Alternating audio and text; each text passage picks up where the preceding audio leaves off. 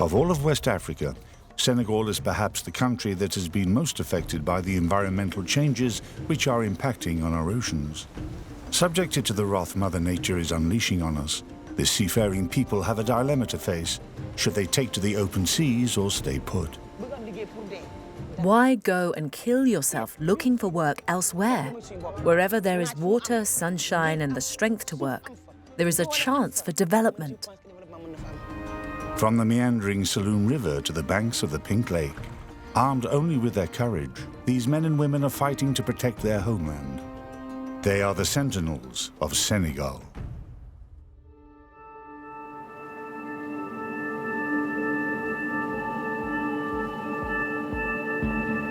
Posted like a lookout at the river mouth and battered by the ocean waves, San Louis gazes out over the Atlantic, protective of its former glory.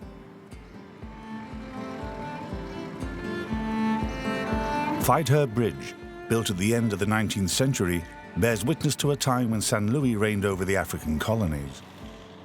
It was a major trading post. Gum Arabic passed through here in transit before being shipped to Europe. When Senegal gained independence in 1960, Dakar became the capital, and the island of San Louis gradually fell into a state of slumber.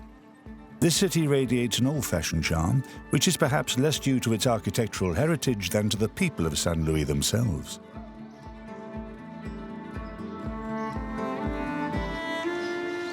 Put some grease on it, some oil, and clean it. Ba'i Fal is 54. Assisted by his son Petit Jean, he runs a bicycle repair shop in San Louis. You need to have a love of cleaning bicycles. It's important to love what you do.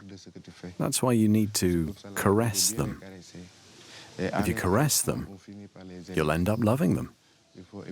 You must love what you do. It's part of the job. Yeah.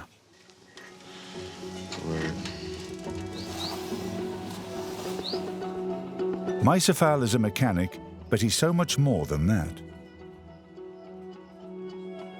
Wolof and French-speaking, a sculptor and a poet, he is a local celebrity in San Louis. I landed on this island of Saint Louis in a boat. That beautiful boat was my mother, and its handsome skipper was my father. He was a bicycle repairer, like his father, and he passed the skill on to me on this island of Saint Louis where I've only ever been surrounded by bicycles. I spent the days when there was no school at the workshop because I was a very disruptive child, and my old man didn't want me playing with the others and doing any damage, so I stayed by his side, and after every repair he gave me a rag and said, "Mesa, clean this bicycle." So I did. I made quick work of the cleaning because my friends were nearby and I wanted to go and play with them. And I'd say, "Dad, come and see, it's clean." And he'd say, "Look at the chain, the gears, the cogs, the spokes, and the hub. That needs a good clean too, Maisa." I hated the object I was cleaning. So I transformed it in my mind's eye because it was stopping me from going out to play with the others. I turned it into a bird or a person. We rarely got any customers because when I repair a bicycle, I do it in such a way that the customer's not going to be coming back in a hurry. The days passed. Well, the saying goes that when you have nothing to do, you make art. Since I had stored up all those images in my head from when I was a little kid, I thought, why not do something with them? And that is how it started.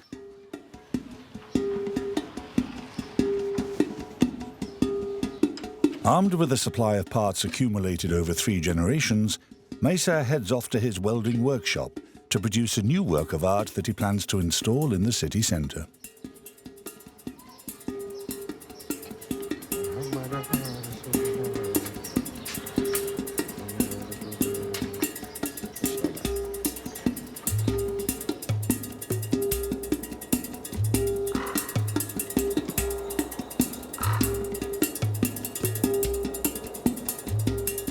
In Saint Louis, there is the river, the sea, the buildings, and the people. Everything in Saint Louis inspires me.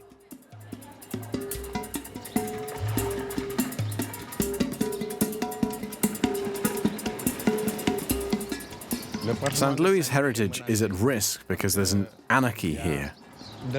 People are building any old how. A lot of houses have been abandoned because their owners are now in Dakar. But thankfully, there are buildings such as the Photography Museum, which have been nicely renovated. Yeah, it's a very pretty building. I love these red bricks. They were made in Bukucho. There was a kiln there where they made these bricks. Then they were transported here by boat. They were brought here to build these beautiful houses. This is an example of how, if the houses are renovated nicely like this one, the town would regain its splendor of old.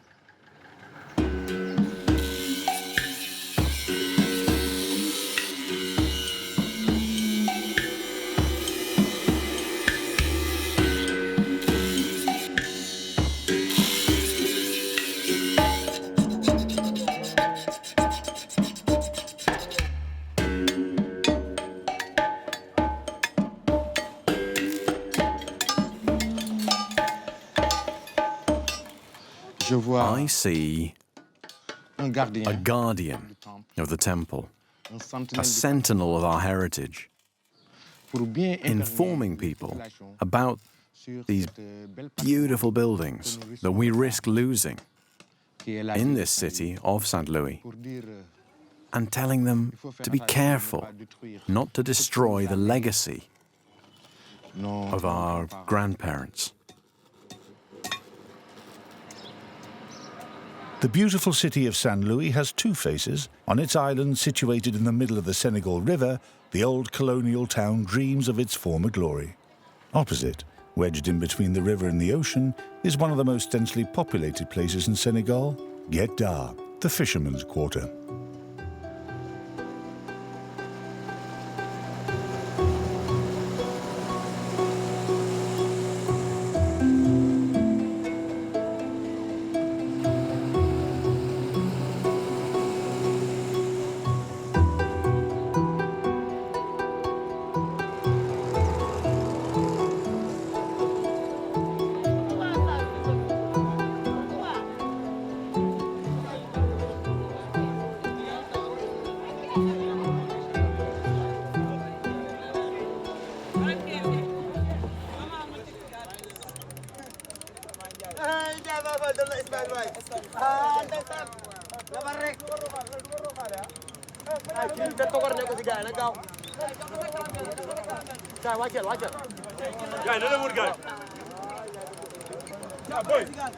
Get down if you're finished.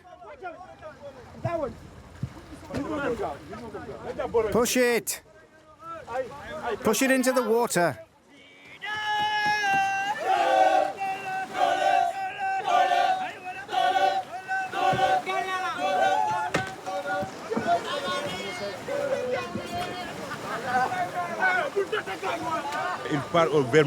That pirogue is going to Mauritania. It's going to Mauritania to look for fish. There are no fish here anymore. Fish is expensive now. At the shipyard in Kayar, Mr. Diop is hard at work. Since retiring, this former fisherman has branched out into decorating pirogues.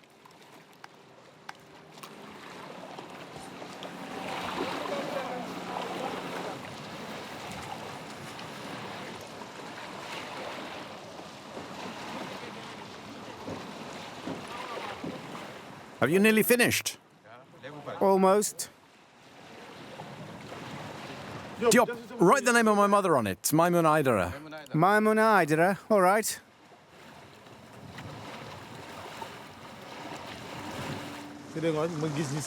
Whenever I've named a boat after my mother, it's brought me luck, and I've had good catches. I've called all my boats Maimun Aidara ever since. I've just come back from Mauritania, where the fishing boats are all painted specific colours. All the pirogues are brown there. But I'm back now, and tomorrow I'm going fishing, So I'm getting my boat repainted with the colors from home.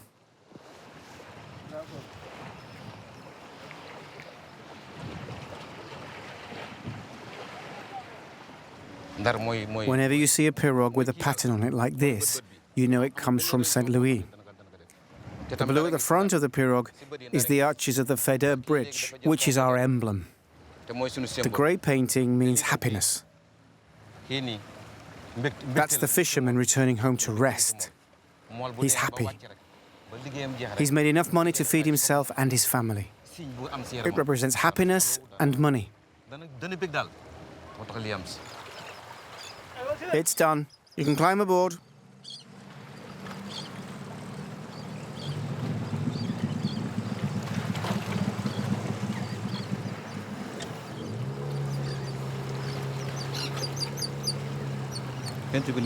When I finish the job, I like to see the reaction of the owner, to find out whether he's happy with my work. That gives me pleasure. Then I know I've done a good job. There are lots of motifs that are specific to St. Louis. I'm keeping the tradition alive, just as our ancestors did. But unfortunately, there's a lot less work now than there used to be. I was born here, and when I was a child, the river was my playground. There used to be a big gap between the river and the sea. It took ages to cross Guet-Nadar on foot. But today the sea is advancing fast and ravaging everything. When the sea destroys the fishermen's houses, they can't afford my services anymore. Mr. Diop has good reason to worry. Guet-Dar and its inhabitants are seriously threatened by global warming and the inexorable rise of the sea level.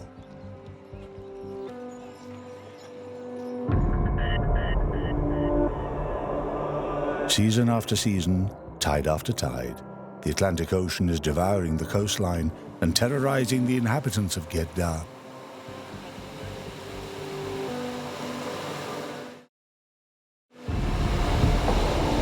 Barely 3 months ago, the greedy waves carried away dozens more houses, leaving their inhabitants distraught and homeless.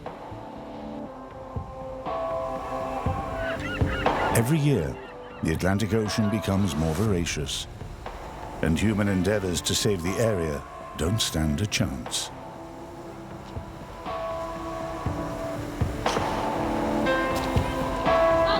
The environmental threat hanging over Senegal can be explained by its geography. Situated in the heart of West Africa, Senegal covers an area of about 200,000 square kilometers, less than half the surface area of France. Bordered on the whole of its west side by the Atlantic Ocean, Senegal is above all a country of fishermen, and most of the population is concentrated along the coastline. Dula people from Casamance in the south, Sarre people in the center, and Wolof people in the north are all subjected to the caprices of nature, which is retaliating blow for blow what it has suffered at the hands of humans.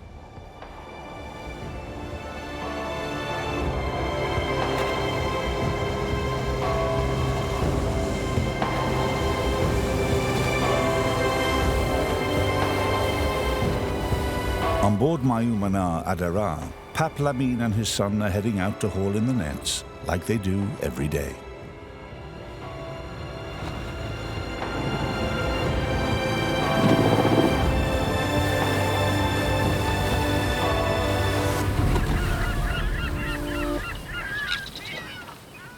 Come on, pull, pull.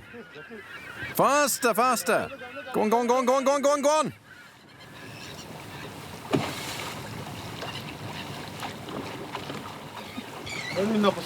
We're fishing for sole. Sole is pretty much all there is at the moment. But it's not a good catch. We should have landed more fish than that. I've been fishing since 1982. And my son was practically born at sea.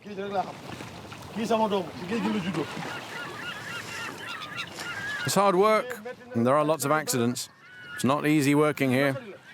The sea's becoming more and more violent.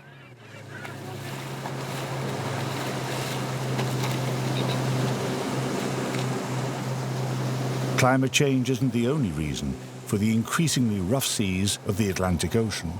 The Langue de Barbarie, this long sandbank on which Guet-Dar is built, in the past, stretched for several dozen kilometers south, forming a rampart against the ocean. But in 2003, to protect St. Louis from flooding from the Senegal River, the authorities dug a 4-meter-wide breach in the sandbank, unintentionally opening up the Pandora's box. Today, the breach measures 7 kilometers and is widening day by day. This environmental disaster has proved to be a life sentence for Paplamin's village, situated opposite. The same tidal wave that carried away part of Gedda also devastated his house. Ever since, Pap and the 22 people who depend on him have been camping in his garden. It was sunset. A wave came and destroyed the wall. It swept through the house and destroyed all the rooms. There was nothing we could do. We had to leave. We were lent another house. All the neighbors came to help us get our things out. Very difficult time for us. These freak waves started coming last year. The sea destroyed our house the first time. We rebuilt it. Then it happened again this year. I'm very worried, because if it happens again, we won't be able to carry on repairing the house forever. Every evening at 7 o'clock, we move out. We don't sleep here anymore because we're too scared of the sea. Tonight, like every other night, Paplamin and his family are leaving their house to go and spend the night with friends far away from the coast.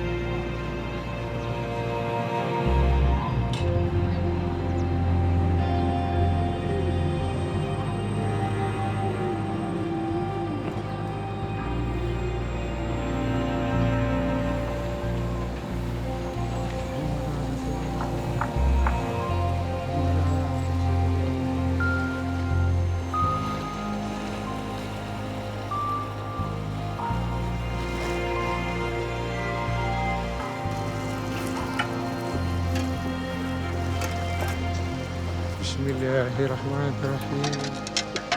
Bismillahirrahmanirrahim. Alhamdulillah. Alhamdulillah. Muhammad Rasulullah. Muhammad Rasulullah. Muhammad Rasulullah. Muhammad Rasulullah. Muhammad Rasulullah. Muhammad Rasulullah. La ilaha illallah. We are threatened from both sides, from the city and from the ocean. That's why I've made this piece, this river sentinel, to tell people to be vigilant, like this sentinel on the banks of the Senegal River. For me, an artist is someone who reflects on things for himself, for his town, for his country, for Africa, for the whole world. That's what it means to me. I've played my part. Yeah. Before flowing into the Atlantic Ocean in St. Louis, the Senegal River irrigates the plains in the north of the country and marks out the border with the Mauritanian desert. Its nourishing waters serve as a sanctuary for widgeons and flamingos and provide an oasis in the middle of the Sahelian desert.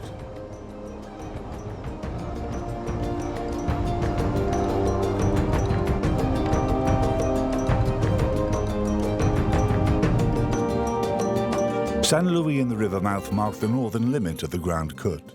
Along this 150-kilometer stretch of coastline, the same problems of coastal erosion and overfishing recur.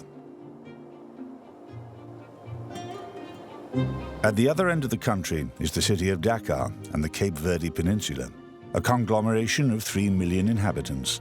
That's a lot of mouths to feed for the men and women of Kayar, Senegal's largest fishing port.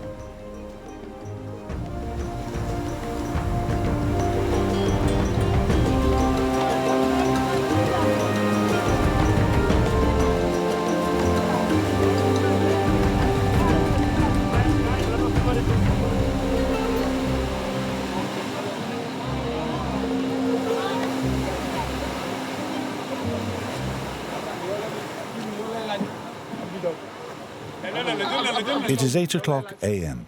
The pirogues head out, passing those returning from fishing trips which have lasted all night or even several days. Eliman is a child of Kayar. He is the son of a fisherman and a fisherman himself. Returning from a night at sea, he endeavors to make ends meet by helping to unload the fish, like hundreds of other youngsters from Kayar. Empty it from this side, hurry up.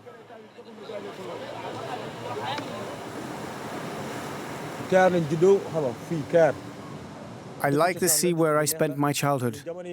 We spent all our time playing on the beach. It was our playground. When the pirogues came in, they were full of fish. But in 2006, the Senegalese government signed a fishing agreement with the Europeans. Big trawlers came here to fish, and they took everything. We used to fish 2 or 3 kilometers from the shore. Now we have to go much further, and there are no fish left. Plus, the population here has increased a lot. Before, there were only 200 to 300 pirogues. Now there are 6,000 here in Kayar. Everything has become more expensive, harder to come by and more complicated. The young people have started to emigrate. We went up to Saint Louis where a pirogue was about to set sail. We boarded it, but it got damaged off the coast of Mauritania. So we disembarked there and came home. Then I made a second attempt, and that time I managed to get as far as Tenerife. The Spanish put us in immigration centers, but we were sent home by the Senegalese government. If I get another chance to emigrate, I'm going to take it, because I've been fishing for 28 years now, and I can't make a decent living out of it.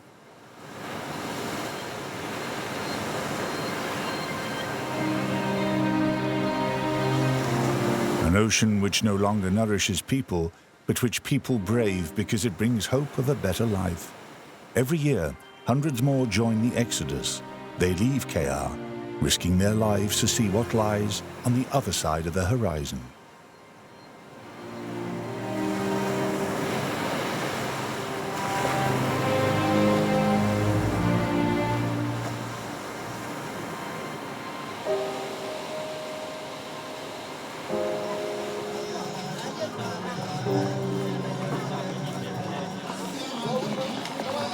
Periods of celebration, such as Ramadan, place an extra financial burden on the people of Kayar. In this mostly Wolof region, members of the Muslim Brotherhood, Ba'i Fal, go round the streets begging for alms as a sign of humility and solidarity with the poorest. This cult, that is close to Sufism, advocates indifference to all material possessions. A Ba'i Fal ceremony is organized every Thursday at Eliman's house. Hello everyone, how are you? Abdullah? Galgu? How are you, my brother? You're already dressed? The sea wasn't bad today, but there were no fish. I'm going to get ready for the ceremony.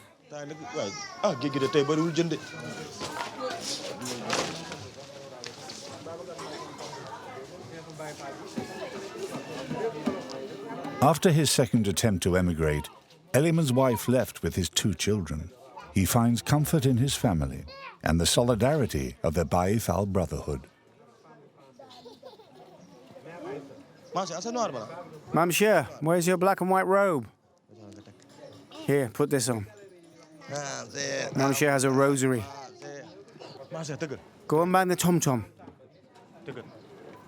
Not all at once. Gently. Gently.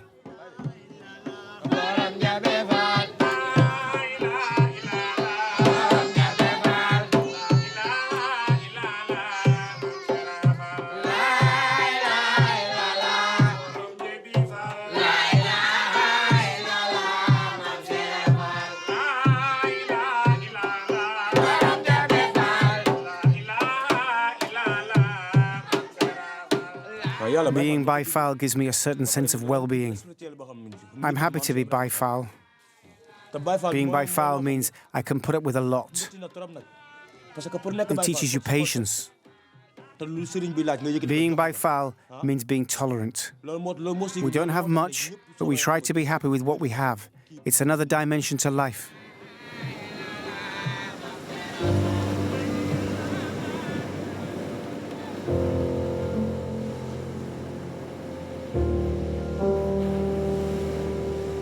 Should they hold out and stay in Senegal, or leave and tempt fate? Eliman and his friend Galgou, who lost his leg in a fishing accident, are torn between these two choices. To discuss it, they are meeting with a very special woman, Ba'i Fal.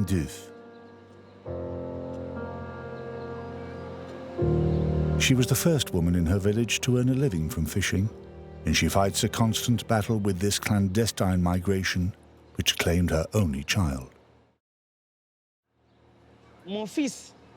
My son, along with 80 of his friends, took a boat to Europe in search of some human dignity. His hope evaporated along with mine because he was lost at sea. It was difficult. It was very hard for me. The disappearance of my son was a trigger for me.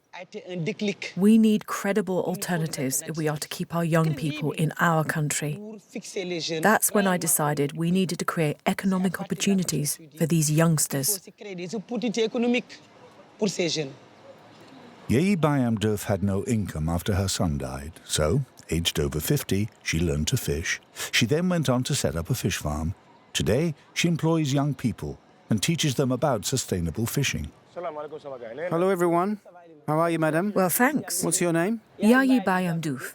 I'm from Thierry-sur-Mer. Oh, yes, I've heard of you. You're like a big sister to us, and that's a really good thing. People say that what leads you into the darkness can also teach you how to come out the other side. Yes. I held a session to raise awareness in schools. I asked one pupil, "Do you know the sea they call the Mediterranean?" And he said, "Yes, that's where our parents go to die." Imagine a child growing up with such an idea that the Mediterranean is no longer a bridge between Africa and Europe, but rather a human cemetery. It's a tragedy, a real tragedy. We have to stop now and rethink things. We must believe in ourselves, in our country. Why risk death to seek work elsewhere? These people in Europe are not extraordinary. They are no cleverer than we are. They are just better organized. Look at all the fish processing plants here. They are all run by foreigners. We go out to sea and do all the hard work. We bring in our catch and then we flog it to them. They process it and export it. I bring back a product, but that's not enough. I need to add value to it so I can sell it for a higher price. Wherever there is water, sunshine, and the strength to work, there can be development. A dialogue has opened up between this woman, who brings a message of hope, and the fisherman, about the survival of the fishing industry in Kayar in this changing world. Rather than leave their country, lots of fishermen have chosen to migrate to the south and the Petite Côte, which starts in Dakar and extends as far as the Saloum River Delta. Beyond that, and up to the border with Gambia, never-ending ocean inlets wind their way inland.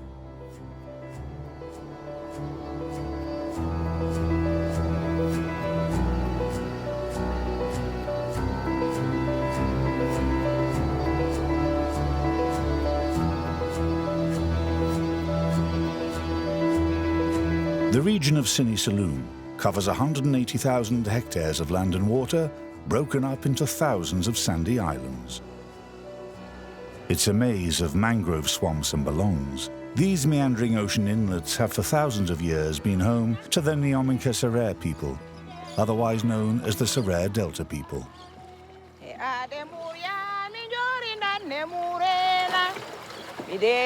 Mariama has spent her whole life in the Delta. Every day, she and a group of friends wait for low tide to go and harvest oysters, which they sell for a living.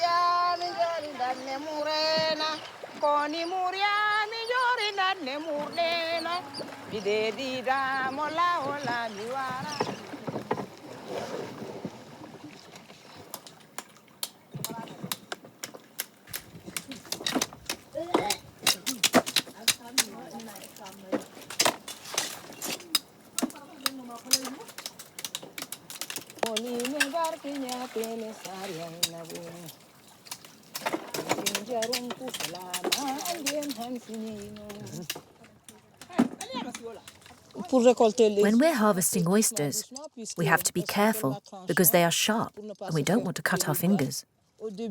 We used to cut off the whole branch, but when you cut off the whole branch, there are no oysters left to reproduce. So now we take a knife and cut them off gently, one by one. It's important that our children and grandchildren can do as our mothers did, and as we're doing and continue to make a living here. If we destroy the lot, what will they find here? We must preserve it.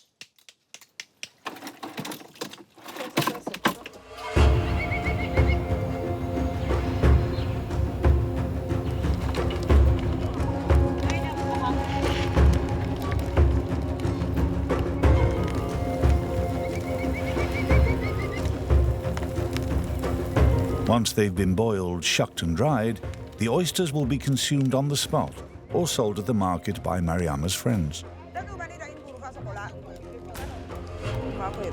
For thousands of years, shellfish have been at the heart of Sera culture.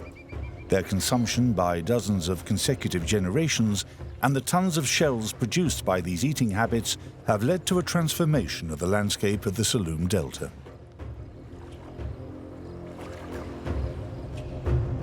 This artificial island emerging from the mangrove swamp is in fact a giant pile of shells 12 hectares wide on which baobab trees have sprung up.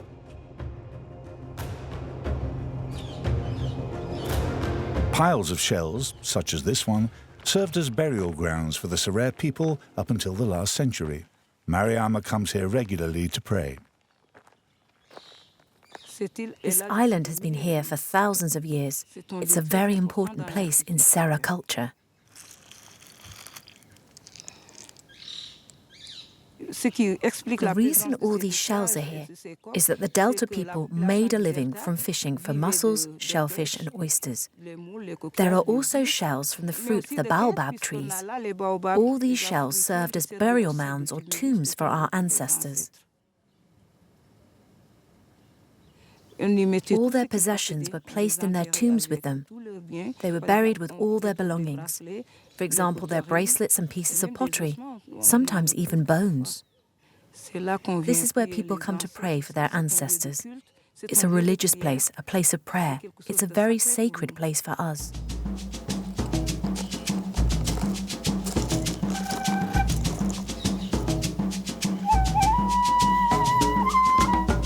Mariama has finished praying and hurries home to the village of Bambougar.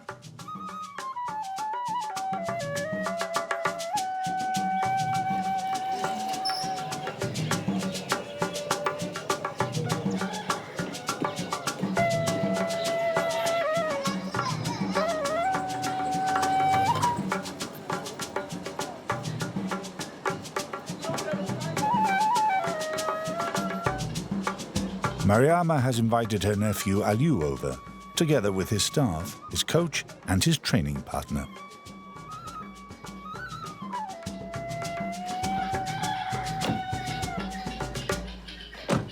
Aliou works as a farmer for the rest of the year, but during the dry season he makes a living as a wrestler. He and his team cross the region, going from fight to fight, finding lodgings wherever they can.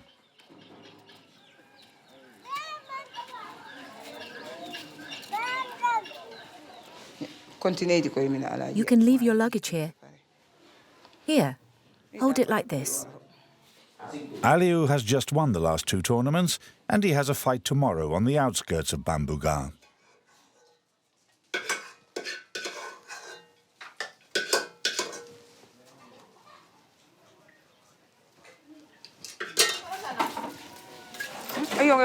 Right, it's ready. I'll put that there.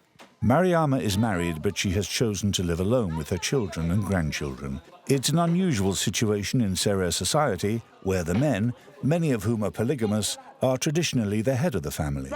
Lower your gaze in front of the adults and stop making a pig of yourself. Eat properly.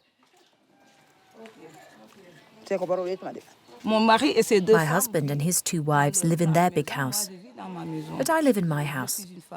I'm unusual because I am submissive, but not overly submissive. How are you feeling about tomorrow's fight? I'm on form. God willing. I've done all I had to do. Do you plan to train on the day of the match? Yes, tomorrow I'll train before the match. I need to warm up my muscles. Otherwise, I'll make a wrong move. Small errors happen when you don't warm up properly.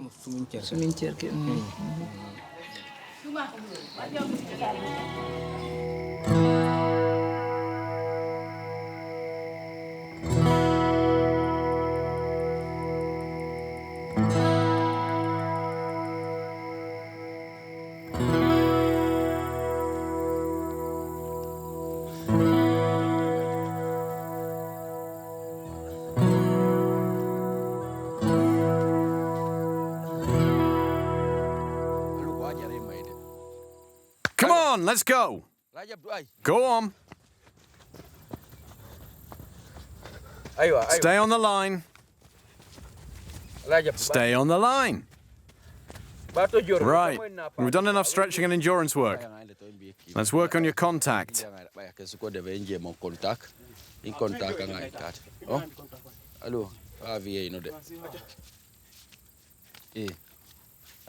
Go on, pick up the pace.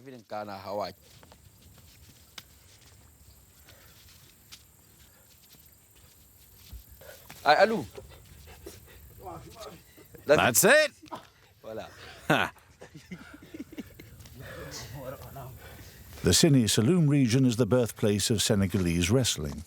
The wrestlers try to floor their adversary, in other words, to make him fall onto his hands and knees, or to force his head, his back, or his bottom to touch the ground. Alaji, you need to attack. And Ailu, you need to be tougher.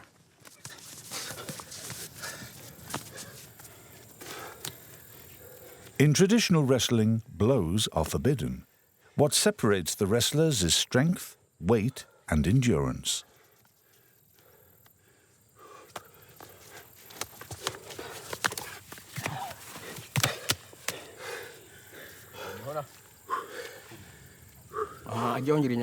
I chose this sport because I'm Serer. Wrestling is in our tradition. That's why I started doing it, and I've made a success of it. That's important to me because I'm a father. You can win sacks of rice and money. I take all that home with me to help my family. I want to be a great champion. I think I have the size and the strength to be successful in the arena. It's my dream to become a professional Senegalese wrestler.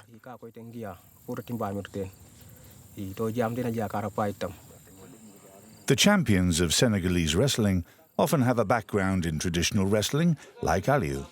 Their status in Senegal is akin to that of our football stars. Their preparation is mystical as well as physical, with the inevitable visit from the village marabout before the match.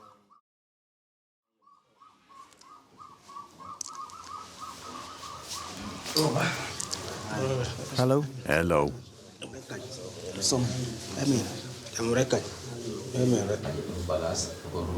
Master, we've come to ask for your blessing for the coming fight. Where will the fight take place? It will take place in the village of Liran. When? Today. You brought me luck for my last fight. I beat my adversary in the village of Ngo. Thank you for that. We have great confidence in you. It is I who should thank you for your financial contribution to the construction of our mosque. We are here to help.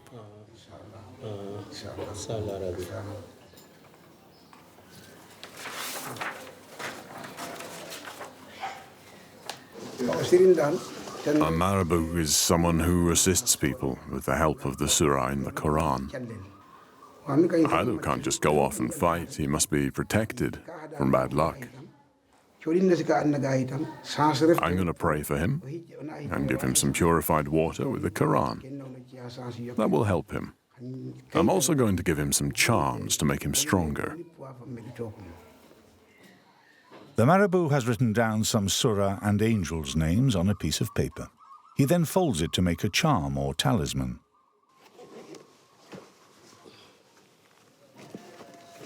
He also gives Aliou bottles of water, purified by the Quran and mixed with roots. Aliou will take what is known as a mystical bath in it later.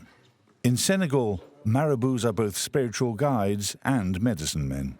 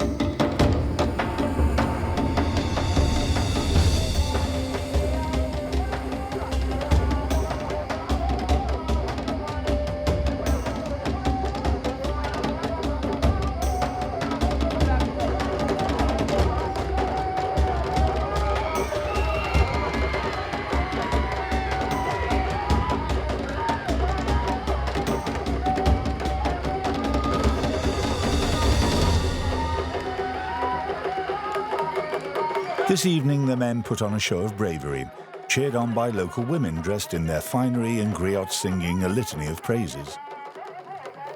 The fight started at around midnight.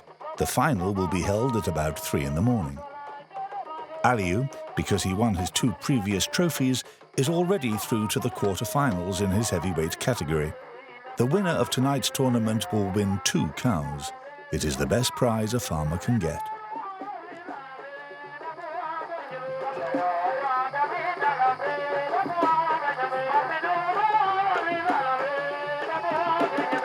The fight can last for 2 rounds of 10 minutes and can go into extra time, after which it will be decided on points awarded by the referee.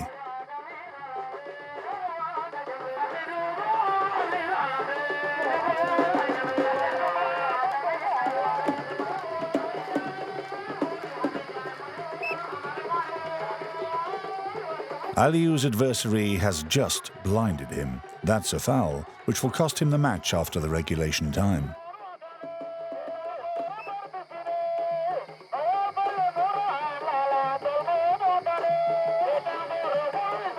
Aliou has won on points. That means he is through to the semi-finals and will be up against an adversary who is much heavier than him. A mountain of muscles in full mystical preparation mode.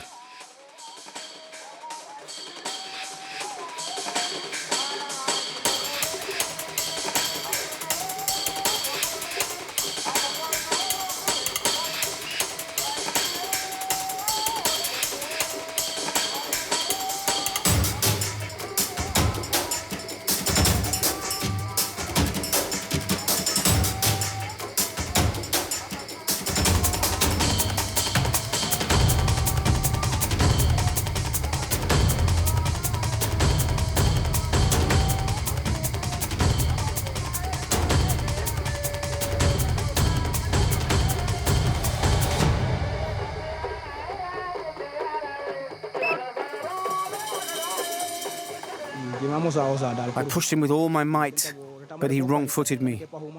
He toppled me thanks to his weight and I fell to the ground.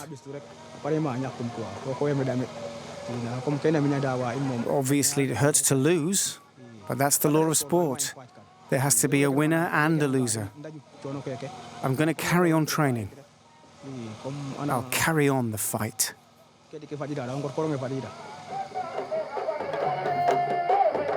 The rainy season is approaching. Soon, Aliou will return to the fields. Another fight will begin to extract enough from nature to feed his family. It's the common fate of so many Senegalese people, whether they are farmers, fishermen, or salt miners in Palmarin in northern Saloum.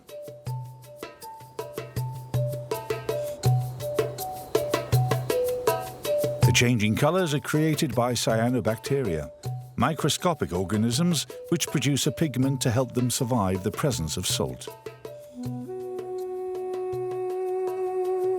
The biggest of these Senegalese salt mines is situated north of Dakar, Lake Retba, better known as Lac Rose or Pink Lake.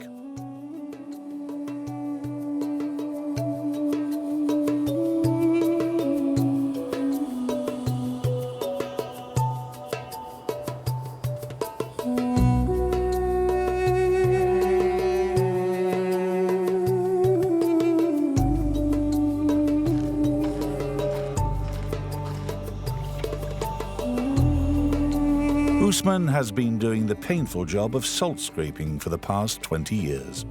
Every day, he goes out onto the lake to load up his boat, while his wife, helped by a friend, unloads the boat he filled up yesterday.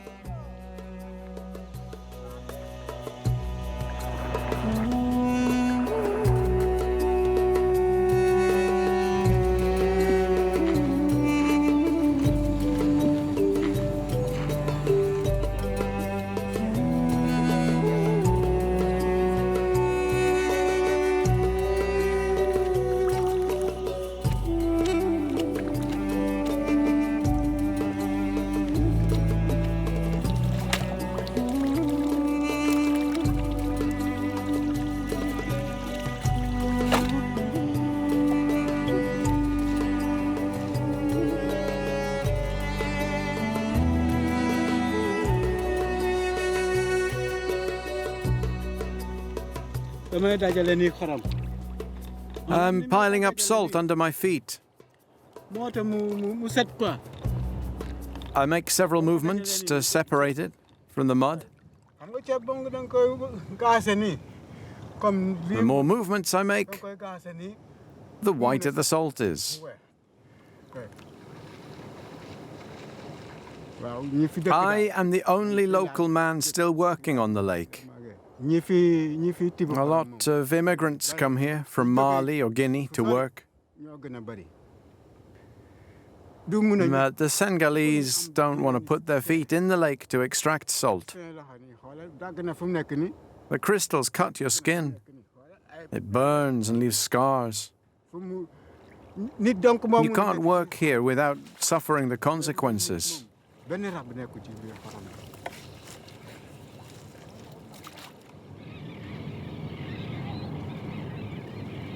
The day seems interminable under the burning sun.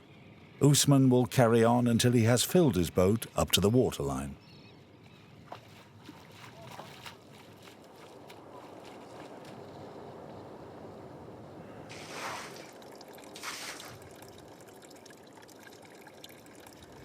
The salt I've just unloaded will give us enough to survive on for 2 days.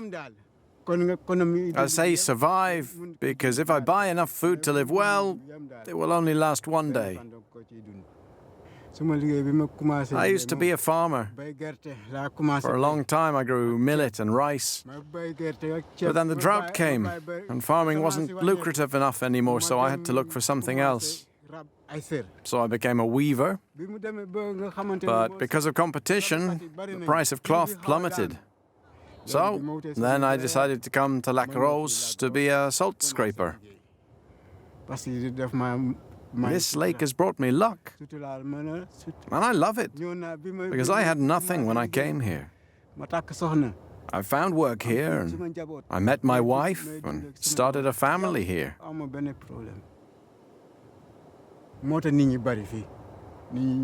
I've done many things in the past that haven't always worked out. But this place has allowed me to earn a living. Usman goes home to his wife and children. Tomorrow he will resume uncomplainingly what others call slave labor and what he simply calls earning a living. It's a daily lesson in resilience and courage by the last Senegalese salt scraper of Lac Rose. In a world that is in a state of flux, Usman and all the sentinels of the water are holding out and fighting for the survival of their heritage.